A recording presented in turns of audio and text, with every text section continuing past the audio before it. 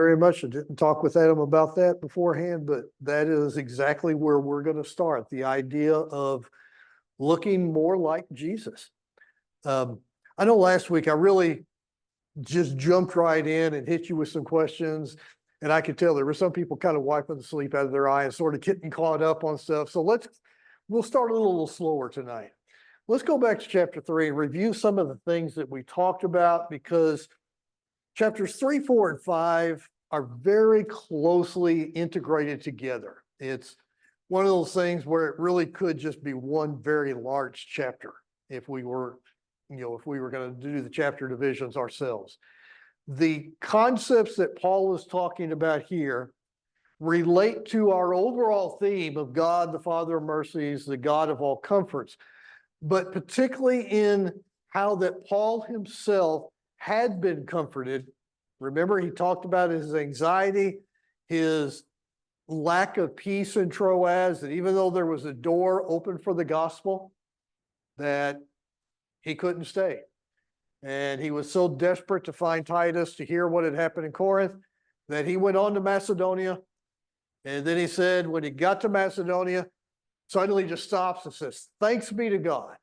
And he talks about the peace that he found because he finally heard the news about what had happened in Corinth, and how that letter or letters that he had written to them had a positive effect on the congregation.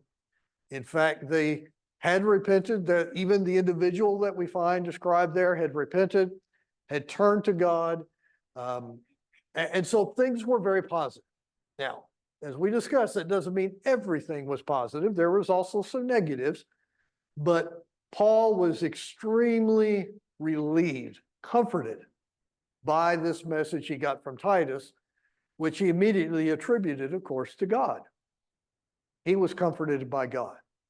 And so that's what we find in the latter part of chapter 2 and continuing through chapter 3 is Paul is really explaining the basis under which he had this comfort. Why was it comforting?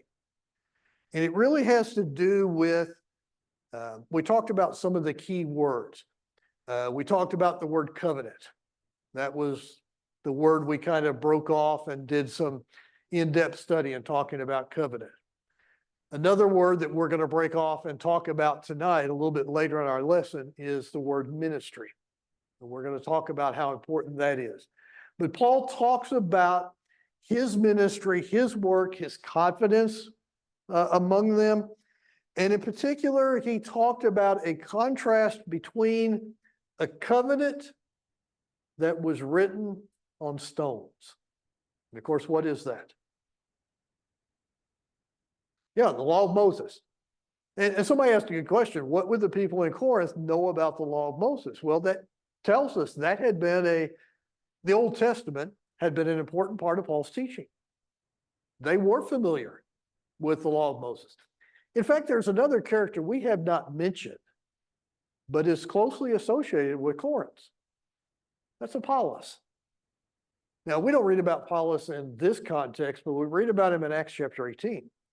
And what is the very first thing we learn about Apollos and his teaching?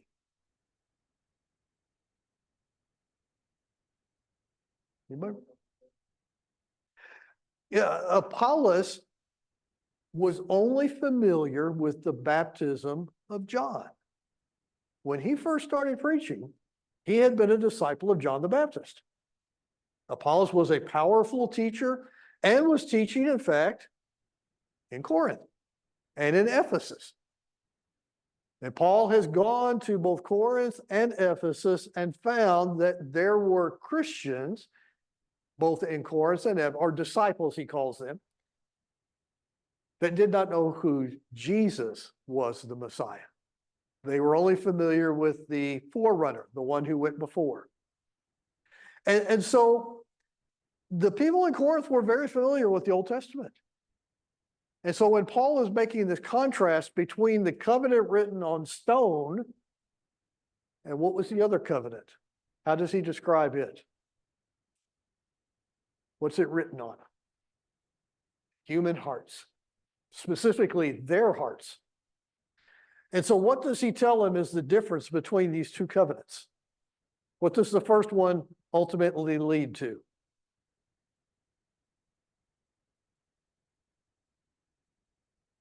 What's he call it? A ministry of death. And I asked you the question, do you think when Moses was giving the people the covenant there at Mount Sinai, that they're thinking, well, this leads to our death? Did Moses know that? No. God's the only one who knew that ultimately this covenant leads to death. That was glorious for them. We talked about the glory of Moses' face shining. And Paul uses that image. What was it that Moses did because his face was shining? He wore a veil when he was before the people. When he turned to God, Exodus 34, verse 34, what did he do? He took the veil off. Because what Moses is now in the presence of God. Does he want a veil between him and God? No, he wants to see God as he is. Paul's going to use that image. In fact, the last part of there, chapter 3, he said, even to this day, when the law is read, what does it do? I think it's verse 17 there in chapter 3, 16 or 17. Yeah, it veils their hearts. So now, does that mean if we go right now and we read from Exodus 34, I just quoted a moment ago, we're all covered up with a veil? What did Paul mean by that?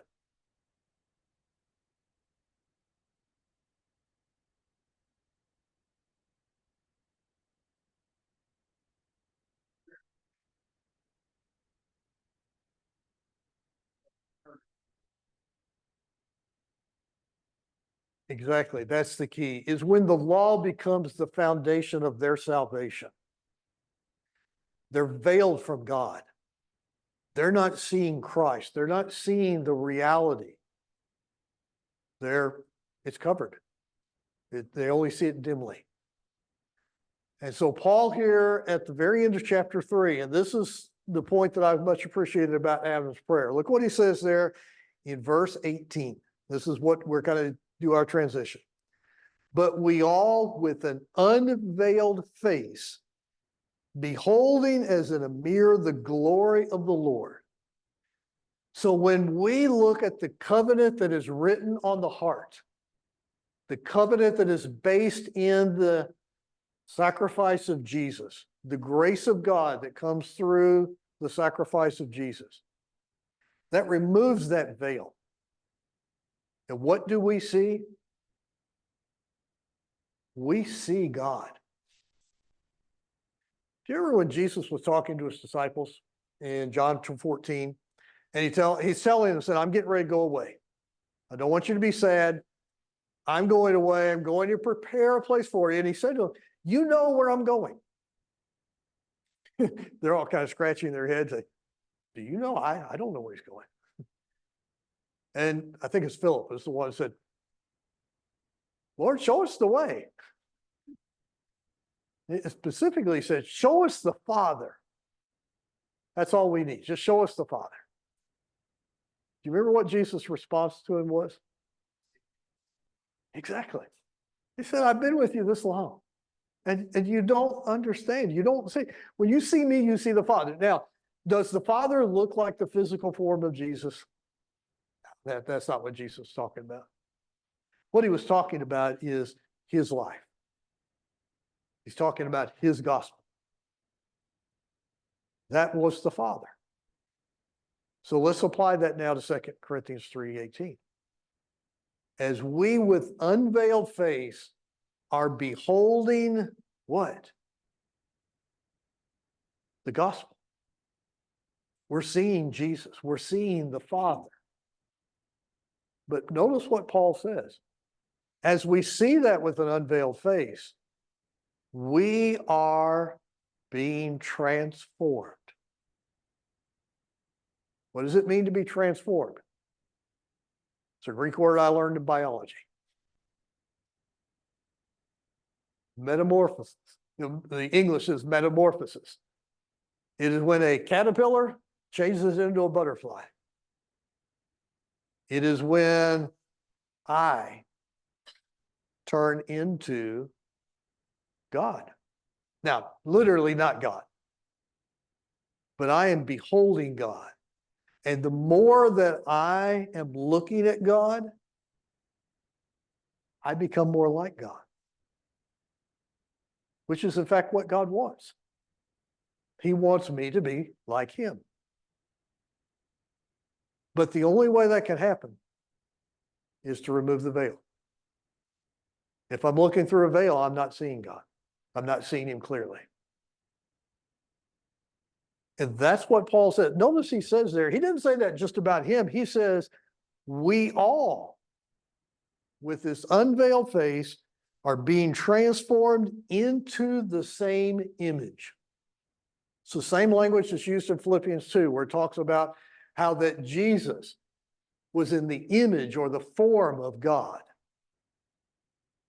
And we are being changed, transformed into that image from glory to glory.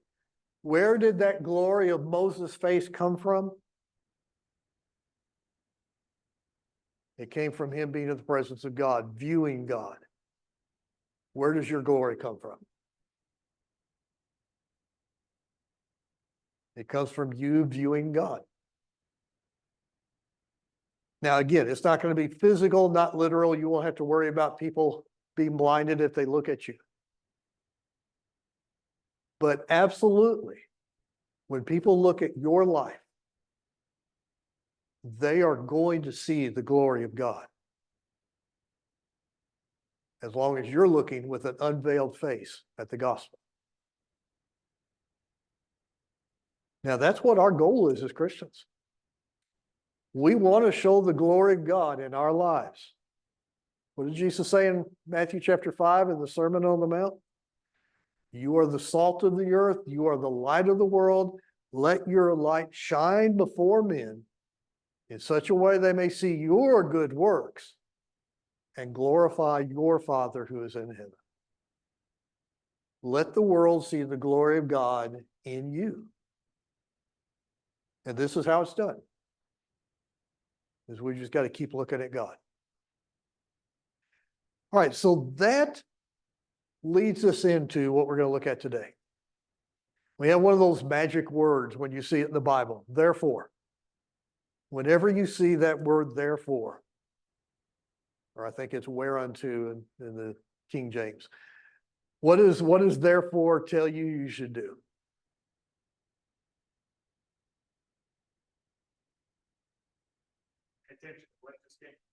Exactly. Stop and think, okay, what did I just read or what did I just study? So that's what we just did. We took a really careful look at what we just studied. And then keep that in mind as you look at what comes after it. So what does Paul say after therefore? Therefore, since we have this ministry, as we have received mercy, we do not lose heart. Okay, here we go again. Father of mercies, we're the God of all comforts.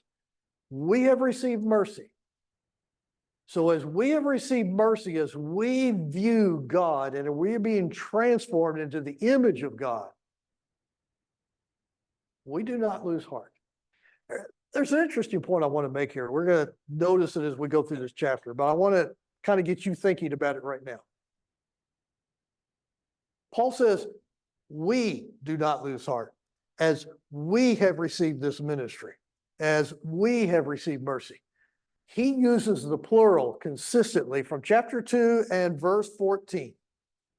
Up till there, he'd been talking about, I came to Troas, I didn't have peace, I had no rest. Then he says, but thanks be to God who always leads us in his triumph. And from that point forward, all the way into chapter 7, you don't have to take the time to look at it now, but all the way into chapter 7, he uses the plural every single time. Why? Why did Paul suddenly shift from the singular to the plural? I think that's a very important question. I think what we find here is that Paul is going to show that what is happening with him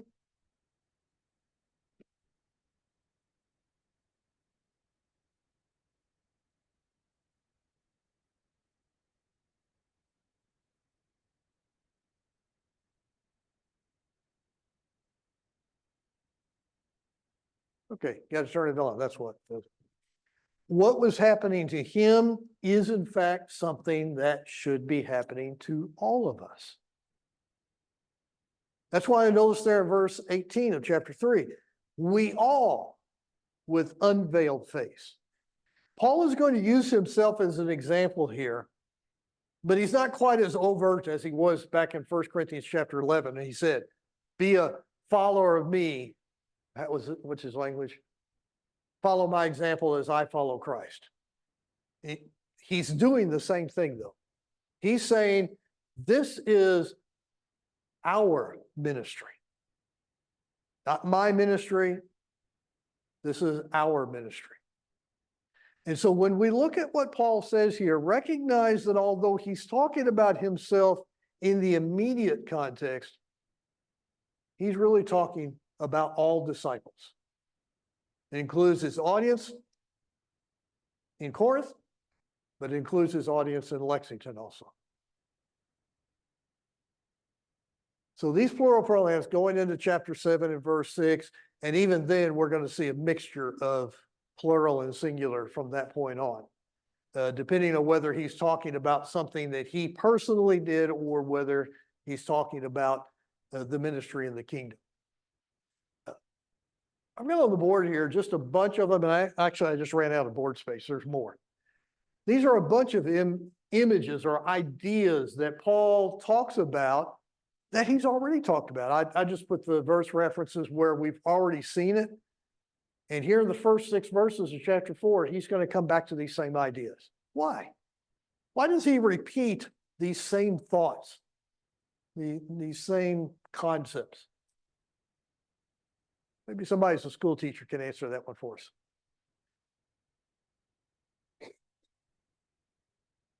Yeah, repetition. As we see these same things being tied together, we remember them better. And Paul is a master at doing that. We saw it back in 1 Corinthians. I've seen it really in every epistle he's ever written, where he will use an image or a thought or an idea, and then he'll come back and use it again later in that same epistle that he's writing, because he wants to tie these ideas together so they're clear in their mind. So he talks about the mercy that we receive there in verse 1, which is in fact the theme that we talked about from chapter 1, the Father of mercies. He talks about craftiness. And notice in verse 2, we have renounced the things hidden because of shame, not walking in craftiness. Paul says, I'm not being deceitful about what I speak. But remember back in chapter 2, verse 11, that was something that Satan does, is crafty. He said, we're not ignorant of his schemes. We know his tricks. Verse 17, he talked about the orators, the rhetorists that we talked about, the ones who all they're trying to do is impress you by their speech. And again, that's craftiness. Paul's very transparent. He said, I've never practiced that among you. They knew that. They'd heard him speak. And so he's just making that clear. And I'm not going to look at each one. I do think this is a good point. He says, we are commending ourselves. Back in chapter 3, he'd asked the question, do I need to have a letter of commendation? And of course, he answered his own question and said, no, I don't, because you are my letter. And here he's going to come back to this idea. He said, I commended myself in your conscience.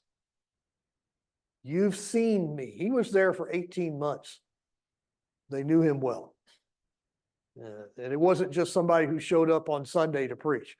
Remember, Paul was there with them every day teaching. So they knew him well. And in fact, all of this to be true. That in the sight of God, we talked about this idea of that which is veiled. He said, if my gospel is veiled to anybody. Obviously, that was one of the claims, well, Paul's message is disguised. We can't understand it. We can't see it. He says, well, if that's true, it's not because of the way I'm presenting it. It's because of the fact that your heart is deceived. How is it deceived?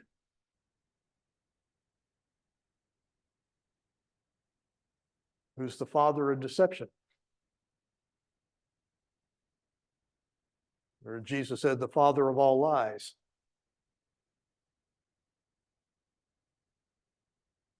It's Satan. Satan's the father of all lies. Paul says that your minds are, distracted by or disguised by the God of this world. It's interesting. It's the only time in Paul's writings that he ever described Satan or the devil with the term God. In what way is he describing Satan as a God?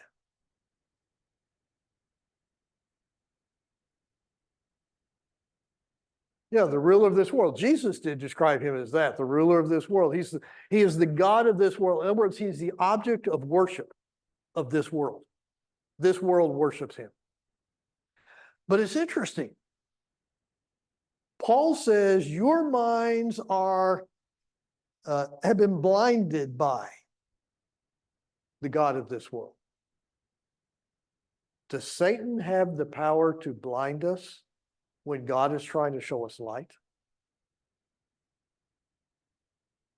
Does that mean Satan is more powerful than God? No, obviously not. We're saying, well, wait, how does that happen then? I think the part that Paul is emphasizing here to accuse them is because they have allowed themselves. They've given themselves over to the God of this world. We have to recognize Satan cannot control us unless we give him that control. Go ahead, Tate.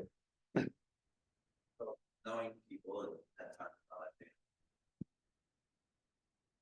overcome sin or whatever, I can't agree that I allowed it or gave it. I felt like I felt, but I don't know if I can use the term allowed almost something that felt or made a decision saying, hey, creep in and take over my life.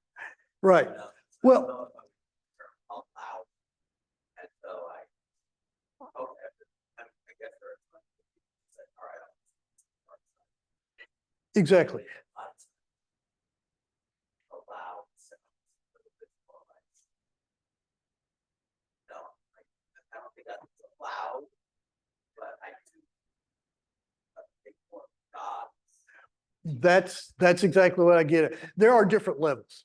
I mean, there's obviously the choice where someone says, I'm going to be a Satan worshiper. Obviously that's a situation where they made that conscious choice.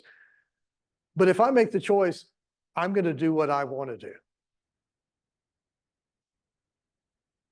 What I've decided at that point, somebody said, at that point, I have allowed Satan to deceive me. When Eve made the decision to eat that fruit, she allowed Satan to control her. When she gave it to Adam and he chose to eat, even though, as Paul tells us, he knew it was wrong, he allowed Satan. Yeah, and that's what I mean by. She thought she was the thing, and wasn't have the repercussions. Right. But God had already said, don't eat. Well, but yeah, exactly. And when we accept a truth from the father of lies, we have allowed the father of lies to deceive us. We have allowed the father of lies to control us. That's what I mean by allowed. It's not necessarily inviting, say, Satan, come in. But you even made the point, I like your language. I ignored God. When I've ignored God, then I've allowed Satan. Or the first thing. Yeah. You know, the right Exactly. All of those are different manifestations of allowing Satan to deceive us. And it's very important that we understand that, because a lot of times what we do is we'll do kind of the extreme and said, well, I'm not a Satan worshiper. But if God is not the Lord of your life, then you are. Satan's he's gonna disguise it as an angel of light. We'll see that later in this letter. It's gonna look good. But if it's not from God, it's not. Somebody else had a comment? All right, so let's go on then. I already mentioned the fact that Paul said that he was completely transparent, and he makes this point that those who don't see it, it's because ultimately they made a bad choice. They made a choice to give in to the God of this world in one way or another. The light of the gospel, the glory of Christ, he talked about back in chapter 3, and we're not going to go back and look at all those, but he talks about that here in verse 4. I just ran out of room on the board. The image of God that I started with in chapter 3 and verse 18, look at what he says here in verse 4,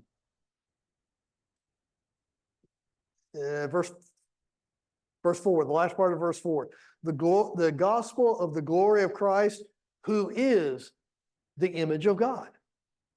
So Paul is just, he's tying all these concepts together to lock down this idea. He wants them to understand. And I'll be honest, this part of 2 Corinthians just, it really just touches me. It really is something resonates with me, is to understand what this ministry is. And I want to get to that next. Talk about the idea of the ministry. He says in verse 5, this is a real key verse. And David, I'm glad you're here. I know this is everything I know about you. This is something you already understand. But every young man who wants to preach, and for that matter, and every old man who's been preaching for many years, verse 5 ought to be stuck in your head and never forget it. For we do not preach ourselves, but Christ Jesus as Lord, and ourselves as your bondservants for Jesus' sake. Normally, Paul says a bondservant of Christ, but here he says your bondservant. Now let's talk very quickly about a bondservant. A bondservant is someone who voluntarily becomes a slave. It's a concept that really our culture doesn't understand well at all. Even though we had slavery in our culture, it was not voluntary. 99 and 99 hundredths of them were people who were kidnapped or born in slavery, and they did not choose to become slaves. This idea of a bondservant, though, was a very common thing in the first century and even in Old Testament times. It was often done because of someone who had a debt they could not pay. And so to pay off that debt, they would voluntarily become a slave to their debtor, generally for a period of time, until both of them would agree the debt had been paid. So they were a slave, but it was a slavery that they chose themselves to make. And that is a wonderful image for us to understand as Christians. Paul talks about this in Romans 6. We're slaves of the one whom we choose to obey. We choose to become bondservants of God, bondservants of Christ. We enslave ourselves to him as our master because of a debt we cannot pay. But Paul says, I am your bondservant. And remember, this is plural. So Paul is my bondservant and yours. But what does he mean by that?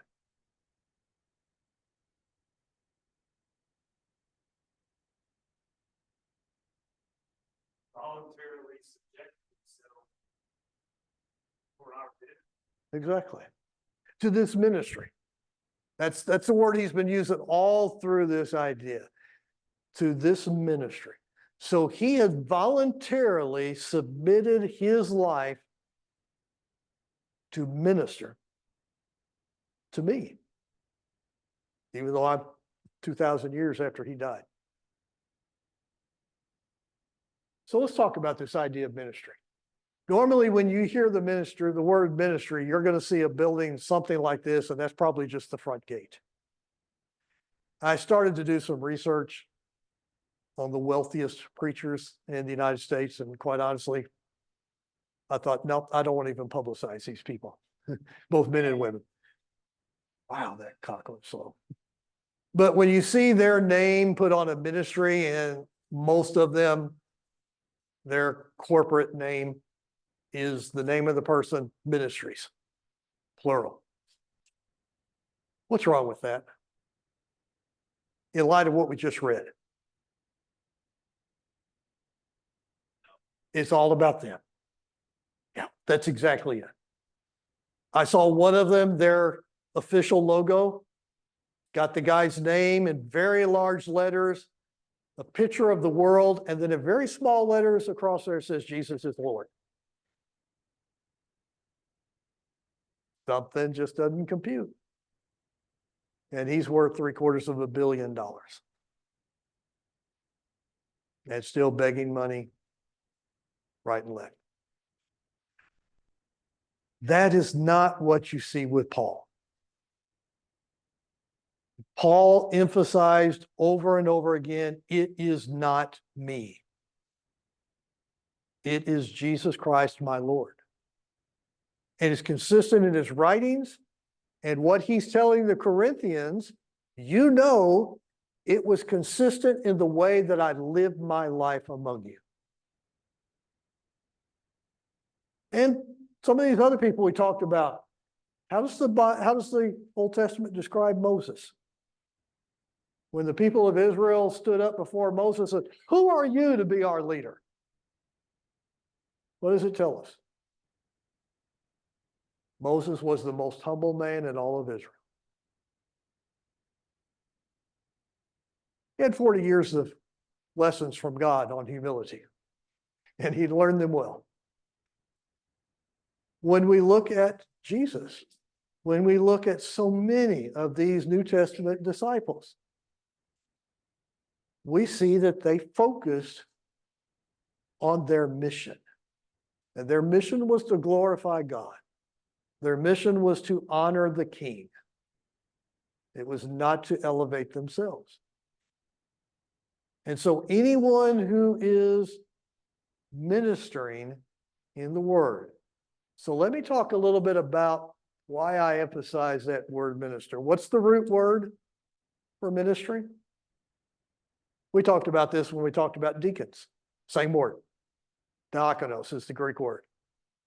It can be transliterated as deacon. It can be translated as minister. It can be translated as servant. Not slave, but servant. The root behind it is the idea of serving. So when you see ministry as it's used in the Bible, it could just as easily be translated as service. In fact, we could do the same thing every time Paul used that word. We could very accurately translate it as my service to Christ, my service to you. Now, the way it's used in 21st century? No. In fact, in the 21st century, it's a money-raising organization. That's plain and simple. We understand it. You know, if we see ministries, I'm grabbing my wallet because that's what they're going after. The focus is on the person or sometimes persons that are the head of the ministry. Here's the key. They are designed to serve the person's name on the ministry. Again, in my research, it was talking about one of these top 10 preachers and talking about their home having marble bathroom fixtures, and the response of the person, it's not a sin to be blessed. It was casual, like, I've been blessed by this. I've been served by this. What did Jesus say? Son of Man did not come to be served, but to serve many. If we are being transformed into the same image, what is our mission?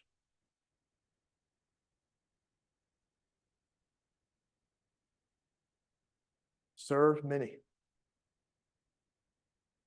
Every day, think of that. Now, why am I emphasizing ministry? It's not just standing in front of a pulpit or behind a pulpit preaching. It's not teaching a Bible class. What is a ministry? Again, go back to the root. It is what you do to serve your Lord in his kingdom every day. Do you have a ministry? Doesn't have your name on it. But if you are a disciple of Jesus Christ, you have a ministry. How important is your ministry? I know how important it is to God. He is the one who has enabled Paul, and he is the one who has enabled Apollos and Timothy and Silas and you and me to have a ministry of service to one another, to be bond servants to one another, that we might bring glory to our God. And if we have that attitude every day, I've got a ministry, and I need to glorify my God today. What's this world going to be filled with?